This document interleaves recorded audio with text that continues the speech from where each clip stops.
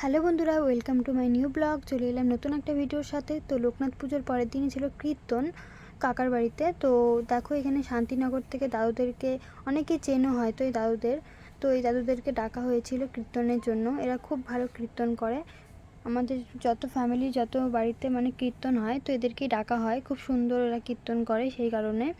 তো এখানে আমার ঠামা প্রথমে হচ্ছে যে জিনিসগুলো এনেছিল সেগুলোর মধ্যে আগে টিপ পরিয়ে দিল। এরপর বাকি যারা ছিল সকলকে ঠাকুমা আস্তে আস্তে করে টিপ পরিয়ে দিল। প্রথমে দাদুকে পরিয়ে দিল, তারপর আরও বাকি যারা ছিল সকলকে পরিয়ে দিল। তো এর মাঝখানে আমি বলে দিই যে যদি তোমাদের ভিডিওটা ভালো লেগে থাকে অবশ্যই লাইক কমেন্ট শেয়ার করে দিও। আর যদি ইউটিউব থেকে দেখো তাহলে সাবস্ক্রাইব করে দিও চ্যানেলটাকে আমার। তো এরপরে হচ্ছে দেখো আমাদের সকলকেই পরিয়ে দিল, আমাদের ভাই বোনগুলোকেও সকলকে টিপ পরিয়ে দিল আমার ঠাকুমা। এরপর কিছুক্ষণ পর কীর্তন শুরু হলো। আর কীর্তনের মাঝখানে দেখবা আমার ভাইয়ের ভিডিও নিচ্ছি আমি, তো ও খুব রাগ করছিল। তো কারণটা তোমরা পুরো ভিডিওটা দেখলে অবশ্যই বুঝতে পারবে। পরে ওর হাতে কিছু দেখলে বুঝে যাবে যে ও কিসের জন্য রাগ করছিল। তো এরপর সবাইকে টিপ পরিয়ে দেওয়ার পর কীর্তন শুরু হয়ে গেল।